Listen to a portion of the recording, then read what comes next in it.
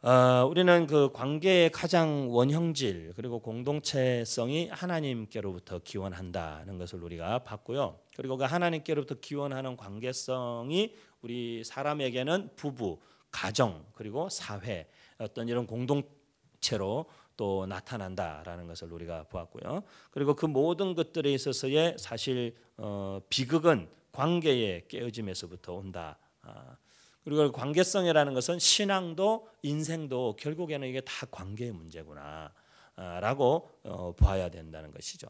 오늘날 시대의 기독교를 우리가 종교로 자꾸 리프레젠트하면 사람들은 기독교를 종교 중에 하나로 생각하게 되겠죠. 그렇다면 종교를 놓고 비교해서 그 중에 자기한테 맞는 종교를 선택하면 되는 겁니다. 하지만 기독교라는 것은 종교가 아니라 하나님과의 인격적 관계성에 대한 문제이기 때문에 이것은 생명적 관계에 대한 것이고 나의 생명과 존재의 근원이 하나님께로부터 왔다라는, 그래서 그 존재와 생명의 근원이 되는 하나님과의 관계성이 파괴되거나 단절되어진 인간은 결국에는 그 존재 자체가 이미 사망의 상태라는 사실을 우리가 이제 이야기해야 하는 것이죠.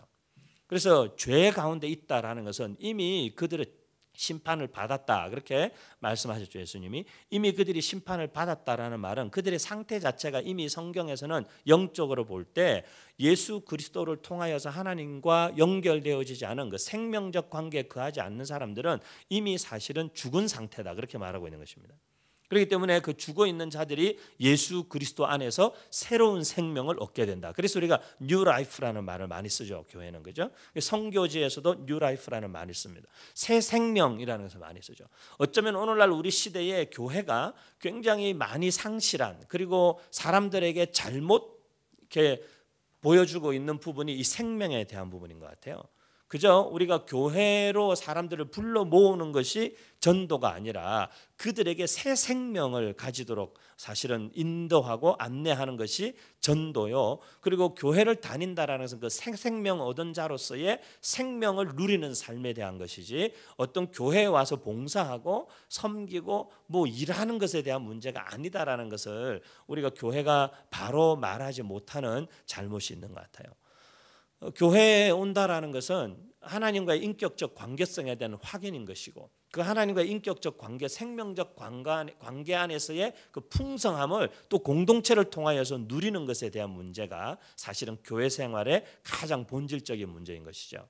그런데 오늘날 시대에 어떻게 보면 우리가 교회 생활에 대한 인식이 어떤 교회를 얼마 동안 다니고 얼마나 봉사하고 그리고 몇 년이 지나면 집사가 되고 또 몇 년이 지나면 장로가 되고 그런 개념으로 교회 생활을 직장 생활 하듯이 몇 년이 지나면 승진하고 뭐 이렇게 몇 년이 지나면 어떻게 이렇게 그런 어떤 개념으로 교회를 이해하는 것이 조금 우리 시대의 교회를 잘못 사람들에게 이해시키고 보여주는 모습이 아닌가 생각을 해보게 되죠. 그래서 교회 안에 일어나는 대다수의 이런 분쟁과 갈등의 문제들은 보면 다 그런 문제들이에요. 사실은 이런 관계성에서 오는 사소한 갈등에 대한 문제, 그 관계성에 대한 사소한 갈등의 문제를 우리는 이제 그것을 공동체의 문제로 또는 교회의 문제로 이렇게 확대시키거나 이렇게 그런 케이스가 많이 있어요. 사실은 보면 그러니까 내가 교회에서 다니면서 관계가 불편하면 그 관계성이 불편하다라는 것을 말하면 되는데 그것을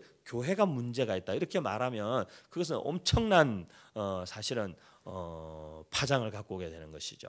저하고 개인적인 관계가 어려울 수는 있습니다. 그리고 또 여러분 서로 간에 맞지 않는 사람이 있을 수 있습니다. 공동체에서 또 서로 기질적으로나 이런 여러 가지가 맞지 않는 사람이 있을 수 있어요. 하지만 그것은 교회의 문제가 아니에요. 그것은 우리의 개인적 관계성의 문제예요.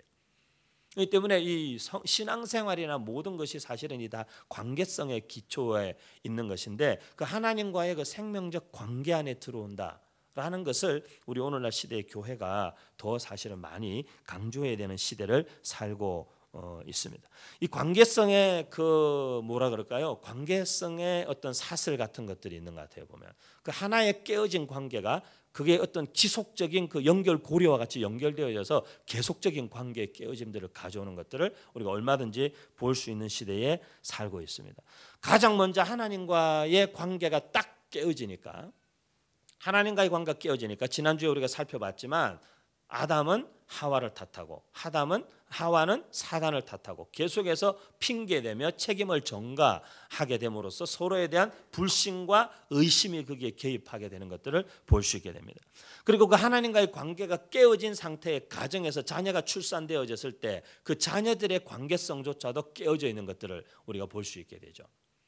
그렇기 때문에 사실은 엄밀히 말하면 여러분, 제가 목사이기 때문에 무슨 교회의 책임을 모면하거나 회피하거나 아니면 미리 이렇게 뭐 사전 단속을 하려는 것이 아니라 사실 우리의 삶에 일어나고 있는 모든 문제는 사실은 그 깨어진 관계성, 첫째는 하나님과 나와의 관계요. 두 번째는 하나님과 나와의 관계가 깨어지니까 우리 안에 온전한 하나님의 성품이 없다 보니까 우리가 관계 맺고 있는 가장 가까운 곳에 있는 사람들, 특별히 가정에서의 부부 관계나 자녀들하고의 관계에서 깨어진 모습이 그대로 다 여실히 드러나게 된다는 것이죠. 그리고 그것이 공동체까지 이어져서 교회라는 공동체를 구성하고 있다 보니까 그 우리의 가정에서의 깨어진 관계들이 교회에서나 직장에서나 여실히 다 드러나게 되는 것이죠. 그 아픔들이 다 있어요. 교회 안에서 관계 어려운 분들을 제가 상담을 하거나 만나보면 사실은 그것이 상대방의 문제가 아니라 거의 대부분의 경우에 그의 내면에 있는 깨어진 부분이 사실은 가장 근본적인 문제예요. 이미 가정에서부터 깨어진 관계를 경험했고 거기에서 왜곡된 사람에 대한 이해가 이미 있고 아버지에 대한 모습에 왜곡이 있고, 제가 지금도 생각나는데 미국에 있을 때 한 자매가 저를 계속 이렇게 부담스러워하고 저한테 계속 이렇게 약간 이렇게 그 쭈뼛거리는 게 있더라고요. 그 저를 굉장히 어려워하고, 제가 그때 이제 청년 전도사 시절인데 그 어느 날 한번 만났어요. 만나서 얘기를 했어요. 저하고 아무 어려울 게 없는 사람인데 계속 이렇게 저를 어려워하고 저를 부담스러워하고 편하게 생각하지를 못하고 편하게 대하지를 못하는 거예요. 그래서 제가 만났어요. 뭐가 그렇게 어렵니? 그러니까 제가 자기 아버지하고 너무 닮았다는 거예요. 그래서 제가 그 자매한테 얘기를 쭉 들어주고는 그 자매가 되게 아픈 얘기를 했어요. 그 아버지에게서부터 받은 그 상처가 되게 깊은 사람이었어요. 이야기를 쭉 들어줬어요. 다 들어주고 제가 함께 기도해주고 마음을 다 풀어주고는 제가 마지막에 한마디 했어요. 오늘부터 한 가지만 꼭 기억해라. 나는 네 아빠가 아니야. 나는 네 아빠가 아니고 나는 이 교회의 그냥 전도사야, 전도사. 윤은성이, 인간 윤은성이라는 사람이지 나는 네 아버지가 아니라고. 그게 어려움이 있어요. 우리가 절대 그것으로부터 자유로울 수가 없어요. 근데 이제 우리는 그것을 누군가에게, 죄송합니다만은 지난주에도 말씀드렸지만 깨어진 관계성 가운데 있는 사람들은 그 책임 전가를 하기 시작하기 때문에 누군가의 책임으로 돌려야만 내 마음이라도 편하겠거든. 그러니까 우리는 계속 책임을 전가하게 됐어요. 이거는 누구 탓이라고, 이거는 누구 탓이라고, 이거는 저 사람 탓이고, 이거는 목사님 탓이고, 이거는 교회가 안 좋아서 그런 거고, 이거는 또 선생님이 안 좋아서 그런 거고, 이제 계속 이렇게 우리는 책임을 전가하게 돼 있어요. 그러니까 하나님과의 관계가 깨어지니까 부부의 관계가 깨어지고, 부부의 관계가 깨어지니까 자녀들의 관계가 깨어지고, 결국에는 인류 최초의 성경에 기록된 살인이라고 하는 형이 동생을 죽이는 이런 요즘 표현으로 어마무시한 일이 일어나게 되는 것이죠. 보면 보통 상처는 가까운 사람에게 상처받습니다. 제가 자주 얘기하지만 그죠?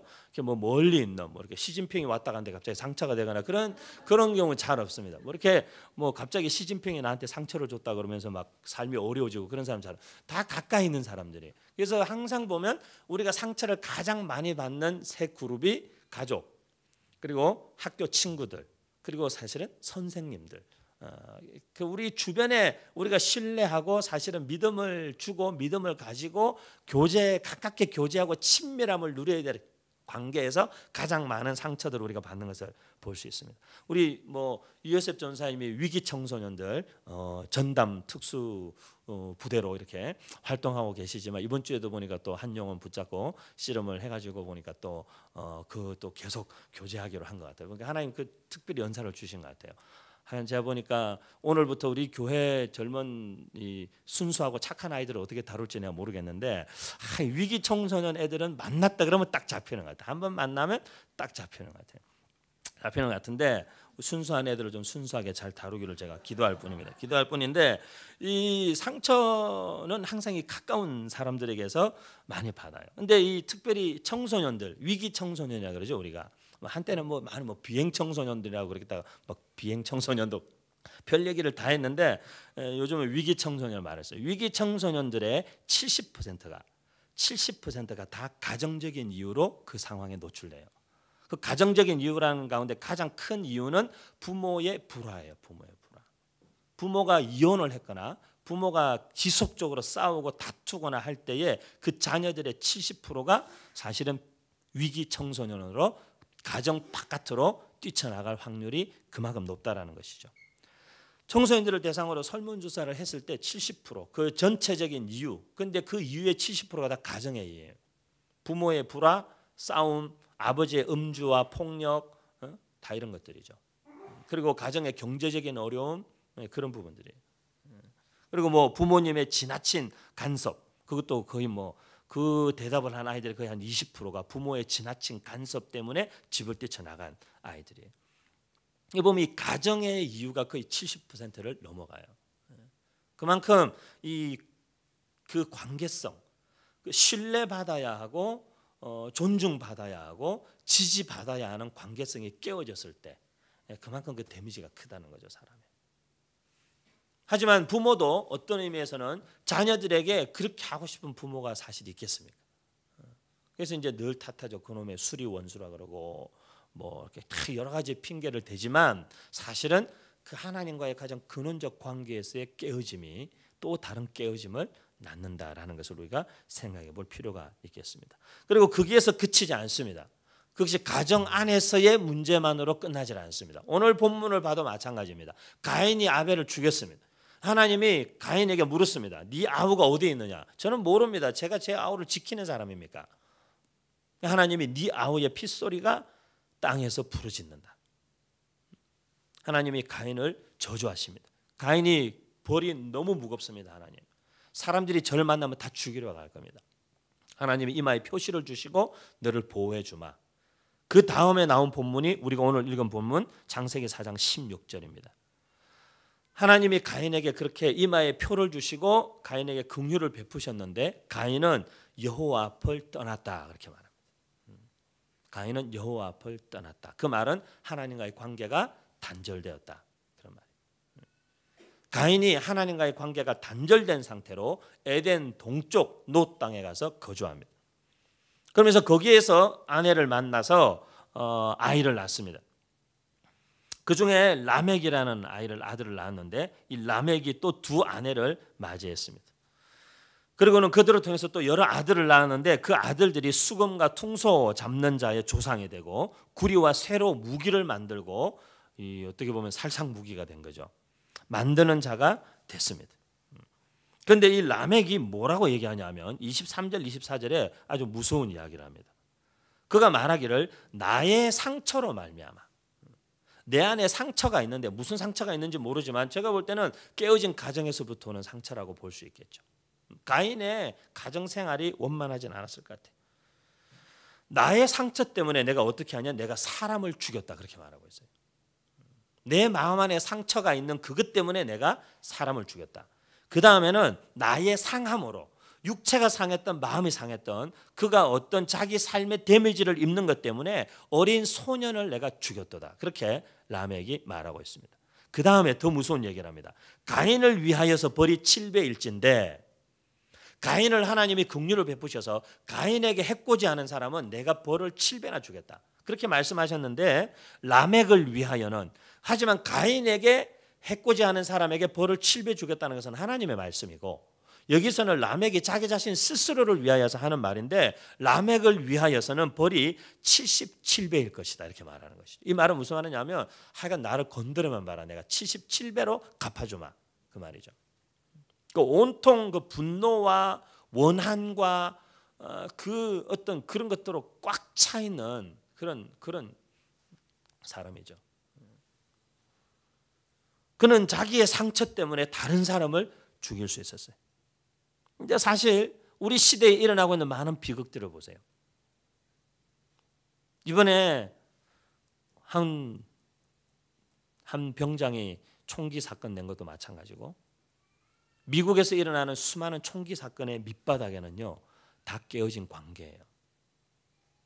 깨어진 가정, 깨어진 부모, 깨어진 관계. 그 자기의 상처와 자기의 분노 때문에 총기를 난사해서 수십 명을, 백 몇십 명을 죽일 수 있는 그런 시대로 우리가 살고 있어요. 그것은 성경에 나오는 라멕만의 이야기가 아니었어요. 우리 시대에 일어나고 있는 이런 비극적인 일들의 그 뿌리에 뭐가 있는가라는 것을 우리가 잘 봐야 돼요. 그 뿌리에는 사실은 깨어진 관계성이 있어요. 인간은 원래 그런 관계가 아니었어요. 제가 마틴 부부를 자주 인용하지만 마틴 부부의 나와 너라는 책에 보면 인간은 원래 나라는 존재를 너를 통해서 인식하게 되어 있기 때문에 인간은 관계적 존재라는 거예요. 그래서 모든 삶에 참된 삶을 알고자 하는 사람은 만남을 통해서 그걸 발견해야 된다는 거예요. 자기 혼자 아이솔레이트 되어 있는 사람은 삶의 의미도 알 수가 없고 자기의 존재의 의미도 알 수도 없고, 어제 보니까 부산의 어느 대학에 대학생들을 상담하는 상담사에 대한 기사가 하나 올라왔어요. 그런데 대학에서 아이들을 지금까지 약 5천 명인가를 상담을 했는데 아이들이 지금 시대 20대 대학생 아이들이 가장 많이 고민하는 주제는 진로나 취업이나 섹스나 결혼 이성 문제, 그게 아니라는 거예요. 지금 대한민국의 20대 아이들이 가장 많이 고민하는 주제는 뭐냐면 나는 누구인가라는 주제예요. 나는 누구인가. 제가 크리스찬 리더십이라는 걸 학교에서 한동에서 강의할 때마다 항상 첫 시간에 제가 인생 3대 질문을 얘기해요. 젊은이들의 인생에 반드시 묻고 답해야 되는 인생 3대 질문이 있다. 첫째, 나는 누구인가? 두 번째, 나는 무엇을 하고 살아야 되는가? 세 번째, 나는 누구와 함께 살아가야 하는가? 이것은 나의 존재의 이유에 대한 질문이고 사명에 대한 질문이고 관계성에 대한 질문인 것이죠. 이게 어그러지고 이거에 확신이 없는 사람은 절대 자기 인생의 용기와 담대함이 나오질 않아요. 집불도 없고요, 배운 것도 없고 학벌도 덜 떨어지고 돈도 없어도요, 외모가 망가져 있는 사람도요, 이 세 가지가 확실한 사람은 인생을 똑부러지게 살아내요.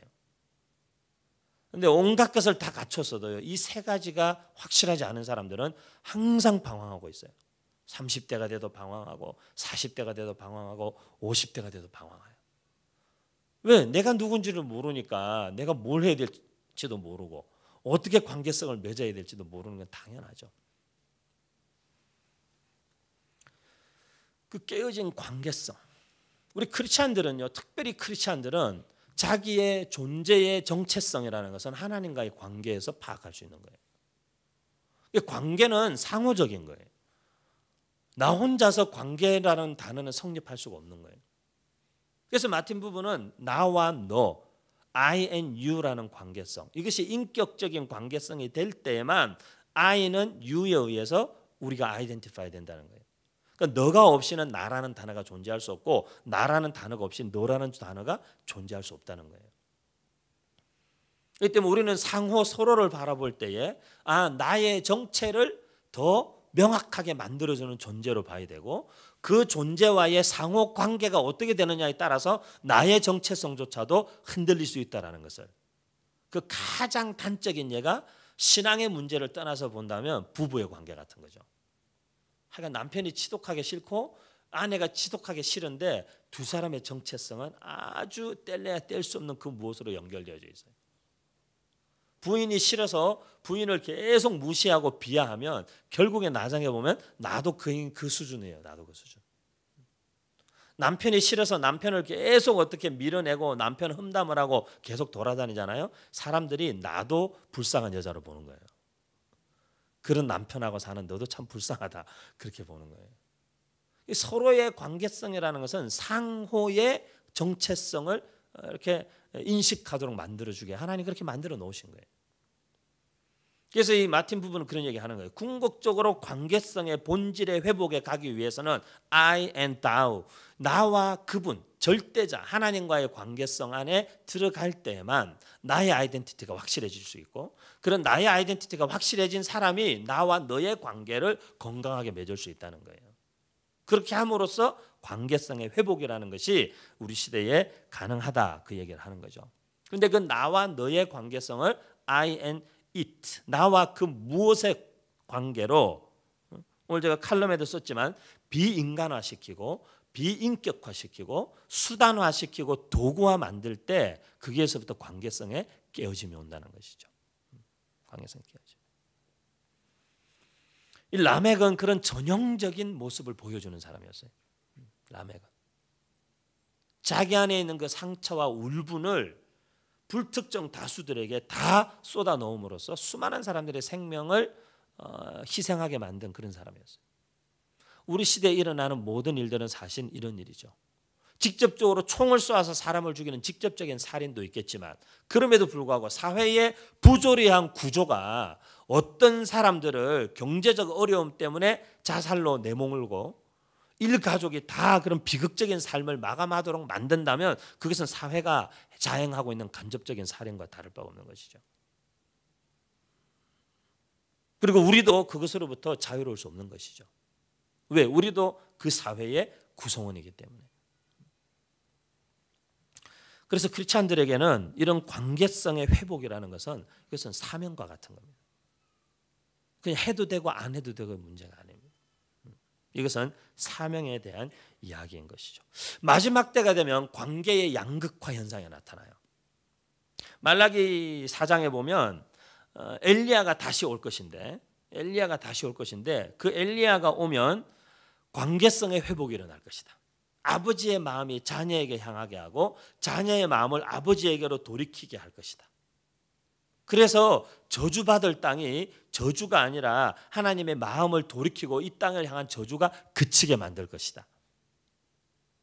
그러니까 세례 요한이나 예수님의 오심은 관계성의 회복을 위함이라는 것이죠. 그래서 우리와 하나님 사이에 막힌 담을 예수님께서 십자가로 다 하시고 하나님과 우리와의 관계를 화목하게 하신 것이죠.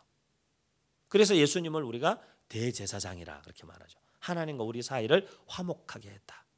화목하게 했다. 그 본인 스스로가 자기를 희생함으로써 하나님과 우리 사이를 화목하게 하신 대제사장 되신 예수님. 그 반면에 마지막 때가 되면 또 한 가지 현상이 일어날 텐데 그것은 깨어진 관계를 다시 회복하지 않으려는 아주 독한 마음을 먹는 사람들이 많이 나타날 거다. 우리 크리스찬들은 늘 생각해야 됩니다. 관계가 깨어질 수 있어요. 왜? 우리가 연약한 사람이기 때문에 서로 다 다르기 때문에 관계가 깨어질 수 있어요. 그죠? 부부 관계도 항상 좋을 수 없어요. 관계에 어려움이 있을 수 있습니다. 하지만 중요한 것은 다시 회복하려는 의지가 중요한 것이죠. 그 관계성의 회복이라는 것은 하나님 우리에게 주신 사명이다라는 관계성에 대한 사명적 인식, 그리고 거기에서부터 오는 어떤 그 관계성 회복의 지속적인 노력과 의지, 그것이 중요한 것이죠. 디모데후서 3장 1절에서 5절은 그렇게 말합니다. 너희가 이것을 알라. 말세에 고통하는 때가 이르러서 사람들이 자기를 사랑하고, 말세가 되면 사람들이 자기를 사랑한다. 그리고 돈을 사랑하고 자랑하고 교만하고 비방하고, 그 다음 부모를 거역하고 감사하지 않고. 부모를 거역하는 인간들이 감사할 수 없죠. 가장 기본적으로 자기를 낳아주고 길러주고 생명 주신 부모를 거역하는 인간이 어떻게 감사하겠어요? 감사할 수 없죠. 감사하지 않고 무정하며, 하여간 인간들이 정내미가 없다는 거죠. 원통함을 풀지 않으며, 안 풀어주는 거야. 원통함을 풀지 않은, 모함하고 절제하지 못하고 사납고 선한 것을 좋아하지 않고 악한 것만 점점 더 추구하게 되는 극단이 나타난다는 것이죠. 배신하고 의리가 없어진다는 거죠. 조급하고 자만하고 쾌락을 사랑하기를 하나님 사랑하는 것보다 더하며 경건의 모양은 있으나 경건의 능력은 부인하는 자들이 나타난다. 이 같은 자들에게서 네가 돌아서라, 이렇게 말하는 거죠. 돌아서라. 지금 우리는 이런 마지막 때의 현상이 아주 극에 달해 있는 모습들을 어디서나 발견할 수 있는 것 같아요. 이제. 아주 극단적인 분노의 표출, 사나움의 표출. 무슨 얘기 한마디 할 수 없는, 어른들이 지나가다 청소년 애들 담배 피는 거 버르장머리 없는 거 한마디 했다고 돌에 맞아 죽을지 주먹에 맞아 죽을지 알 수 없는 세상을 우리가 살고 있죠. 대한민국이 어쩌다가 이 지경이 됐을까? 고리타분하겠지만 동방예의지국이라는 대한민국이 어떻게 하다가 이 지경까지 왔을까? 청소년 애들 요즘 시대 제일 무서운 애들이 그냥 청소년 애들이에요. 보니까 애들은 막 가는 애들이에요. 청소년 애들이 얼마나 막 가는지 알고 싶으면 이요셉 전사님에게 여러분이 만나서 깊은 대화를 해보시면 청소년 애들이 얼마나 막 가는지 잘 들을 수 있어요. 놀라운 아이들이에요. 정말 얘들은 경계가 없어요. 바운더리가 없어요. 걔들을 절제시키거나 붙잡아 줄 수 있는 게 아무것도 없어요. 사회도 우리나라가 그런 시스템이 없어요. 청소년 아들 붙잡아 줄 수 있는 시스템이 없어요.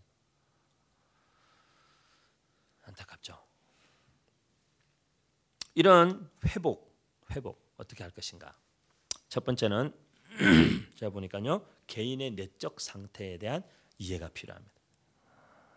지금 저희가 주일날 오후에 디브리핑 그 세미나를 어진옥 선교사님이 디브리핑으로 해서 그 상담 소그룹을 하는데요. 필요하신 분들은 좀 오셔서 듣고 함께 이렇게 좀 그래도 하면은 도움이 많이 되실 것 같아요. 디브리핑의 기본적인 어떤 원리나 이론들을, 그리고 제가 볼 때는요, 신앙도요, 성경 공부도요, 인간에 대한 이해가 없으면 이렇게 깊이 할 수가 없어요, 사실은. 성경 공부 뭐 앉아가지고 낱말풀이하고 무슨 뭐 낱말 연결짓고 뭐 주어 동사 뭐 나누고 뭐 문장 구조 분석하고, 성경 공부는 그런 게 아니에요. 성경 공부는 하나님을 알고 인간을 아는 거예요.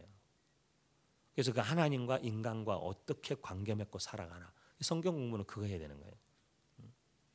근데 우리가 사실, 그래서 저는 제가 뭐 까불고 설치고 20대부터 그랬지만 제가 20대 한참 설치다가 30대 제가 알았어요. 하나님이 그래도 알게 해주셨어요. 윤 목사, 네가 아무리 20대 30대에 별짓을 다 해보고 잘 나가고 설쳐도 50, 60 먹은 어른들의 연륜에서 나오는 성경 해석 한마디, 그 기도의 한마디, 그거는 무시할 수 없는 거다. 저는 뭐 장로님들 대표기도 그렇게 제가 보니까 장로님들 대표기도는 성공 확률이 거의 10% 미만이기 때문에 굉장히 어렵습니다만은, 저희 교회는 대표기도 안 하는 이유가 뭐 이렇게 여러분한테 기도시키고 싫어서 그런 게 아니고, 이게 리스크가 굉장히 큽니다. 이분이 대표기도 하는 분의 영적 상태에 따라 그날 예배가 엄청 오락가락할 수 있기 때문에 이게 그렇게 쉬운 일은 아니에요, 사실. 그 예배의 흐름을 쭉 그냥 하나로 이어가기 위해서는 어떤 중간중간에 다른 순서들은 하지 않는 게 좋겠다. 그래서 그냥 쭉 이렇게 가는 건데요. 대피기도에 대한 문제에 있어서 저는 장로님들 어떤 분들 뵈면요, 그냥 한마디 딱 기도 시작하셨는데 가슴이 뭉클해지는 분들이 있어요. 이렇게. 그게 젊은 애들 말로 필이 확 꽂히는 분들이 있어요. 그러니까 그 한마디에 그분의 그 삶의 연륜과 그 인생의 모든 희노애락과 하나님과 함께 동행하며 걸어오셨던 그 삶의 여정, 그것이 있어요. 그런데 그분의 삶을 알면 알수록 그건 더 깊이 다가와요, 진하게. 전혀 모르는 사람이 한마디 기도했을 때도 마음을 찡하게 흔드는 어떤 성령의 감동이나 어떤 자극이 있을 수 있지만, 그분의 삶의 모든 굴곡을 아는 상태에서 그분이 참 좋으신 하나님 이렇게 말했을 때 그 눈물이 확 쏟아지려고 그러는 거예요. 왜 그러냐면 그분의 삶의 지난 굴곡을 생각해 보면 어떤 의미에서 인간적으로는 좋으신 하나님이라고 고백하기 힘든 삶을 살아왔어요. 그런데 그분이 지금 하나님은 참 좋으신 분이라고 고백하는 거예요. 그분의 그 삶의 배경을 이해하고 나면 그 한마디 한마디가 우리 심장 깊은 곳에 들어오는 거예요. 우리가 서로 만날 때도 조금 그거에 대한 이해가 있습니다. 모든 사람은 자기 나름의 다 이 백그라운드 스토리가 다 있어요. 그죠? 근데 지금 우리 입에서 툭 튀어나오는 말, 그걸 그 사람이다라고 이렇게 보지만 않으면 되는 거예요, 사실은. 그 사람 입에서 어떤 말이 툭 튀어나왔을 때, 저분이 저 말을 하는 이유가 있구나. 뭔가 속이 상하셨던지, 뭔가 불편한 게 있구나. 그것만 생각해도 되는 것이죠. 개인의 내적 상태에 대한 이해고, 개인의 내적 상태의 치유에서부터 건강한 관계성은 시작되는 거죠. 두 번째는 뭐 너무 긴 얘기는 할 수 없지만, 두 번째는 그 개인과 사회의 문화적 이해, 그 세계관의 틀을 이해하는 것이 중요해요. 모든 사람은 다 세계관을 갖고 있어요. 사물을 보고 사람을 보고 상황을 보고 그것을 분석하고 이해하는 어떤 틀을 갖고 있어요. 사고의 틀을. 그 사고의 틀은 다 다를 수 있어요. 제가 캄보디아에 가서 한번 그 동네 주민들 다 모아놓고 설교하는데 그 통역하는 선교사님이 계셨어요. 근데 제가 이제 한 번 기회니까 그 동네 주민들 제가 언제 다시 만날지도 모르겠고 한 번의 기회니까 복음을 전해야 되겠다. 그래서 복음의 메시지를 선포했어요. 선포하면서 이제 설명을 조금 하느라고 제가 죽음 이후의 삶에 대해서 얘기했어요. 죽음 이후의 영원한 삶에 대해서 설명했는데 제가 설교하는 도중에 선교사님이 통역하다가 짤막하게 한마디로 저한테 목사님 그 설명은 이 사람들한테 안 통합니다. 왜냐하니까 이 사람들은 죽음 이후에 천국과 지옥의 개념이 없고 계속 윤회하는 삶에 대한 이해를 갖고 있기 때문에 우리가 말하는 기독교의 어떤 이런 죽음 이후에 천국과 지옥 뭐 이런 그런 삶의 심판 이런 개념이 문화적으로 안 통한다는 거예요. 죽고 나면 그 사람들은 다시 이 땅에 뭐 개로 태어나든 닭으로 태어나든 누구 다른 사람으로 태어나 그런 불교적 세계관을 갖고 있는 사람들이기 때문에 그거에 대해서 캄보디아에서는 그런 설명이 안 통한다. 사람들이 가지고 있는 문화적 그 배경에 따라서 서로의 말이 전혀 소통이 되지 않을 수 있어요. 예수님께서도 그걸 굉장히 애쓰셨던 것 같아요. 이 땅에 오셔서 이 땅에 있는 사람들과 그 소통하시기 위한 엄청난 애를 예수님도 쓰셨던 것 같아요. 그래서 예수님께서는 선택하신 방법이 사람과 같이 되신 것이었어요. 그래서 히브리서 4장 15절은 그렇게 말합니다. 우리에게 있는 대제사장은 예수님이시죠. 우리의 연약함을 동정하지 못하실 분이 아니요 모든 일에 우리와 똑같이 시험을 받으신 분이시로되 죄는 없으시다. 그렇게 말씀하는 것이죠. 그래서 헨리 나우에는 예수님을 일컬어서 상처받은 치유자다 그런 표현을 쓴 거예요. 상처받은 치유자라는 책을 한번 읽어보세요. 여러분. 되게 얇은 책이에요. 그런데 상처받은 인간과 상처받은 예수님과 그 상처받은 예수님이 어떻게 그럼에도 불구하고 상처받은 치유자로서 사셨는가 그 과정들을 통해서 우리 인간에 대한 이해와 우리 인간이 어떻게 치유되고 우리도 상처받은 치유자가 될 수 있는가로까지 나아갈 수 있게 해주는 데에 아주 좋은 이해를 도와주는 것이죠. 뭐 그 내용들을 조금 소개하고 싶습니다만은 시간 관계상 생략하겠습니다.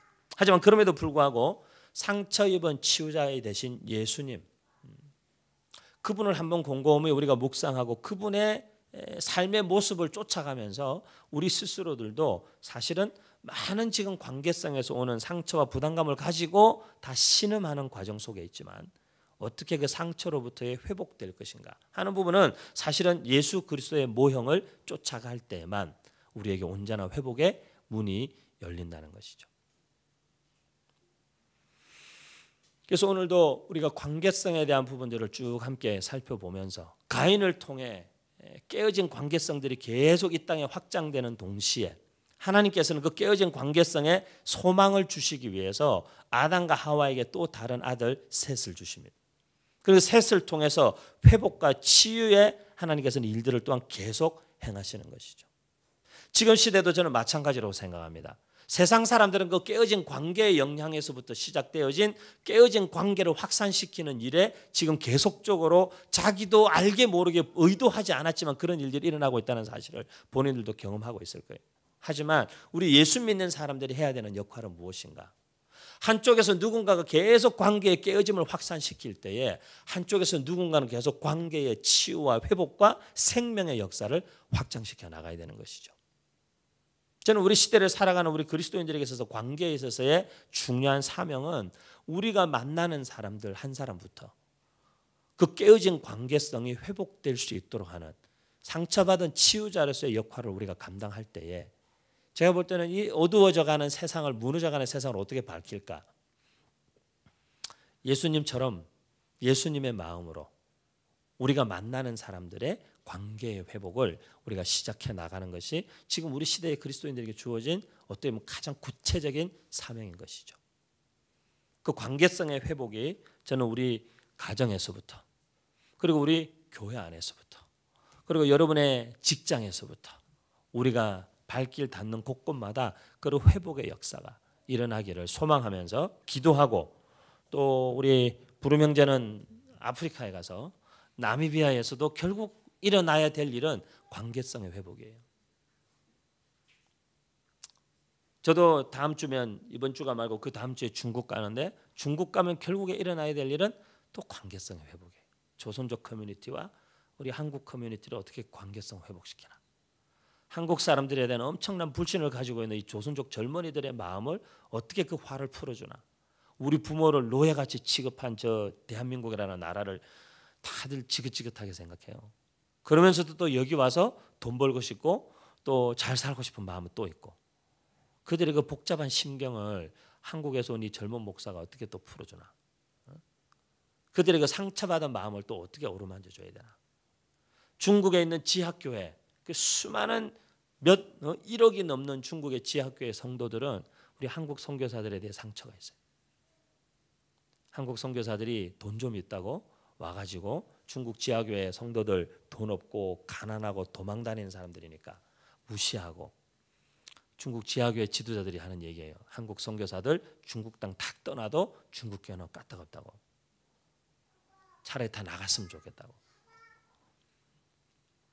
선교도요, 인격적 관계성이 아니면 할 수가 없는 거예요.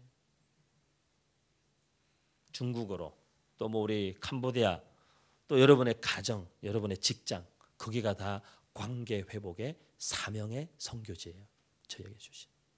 이번 한 주간도 우리 만나는 사람 한 사람이라도 깨어진 관계성 가운데 일어서게 해주고 회복되게 해주고 격려하고 힘있게 세워서 생명의 역사, 무너뜨리고 죽이고 깨트리는 역사 속에 세우고 회복하고 생명 살아나게 하는 역사가 계속해서 일어나는 저와 여러분의 또 이 한 주간 될 수 있기를 주님의 이름으로 축원합니다. 함께 기도하겠습니다.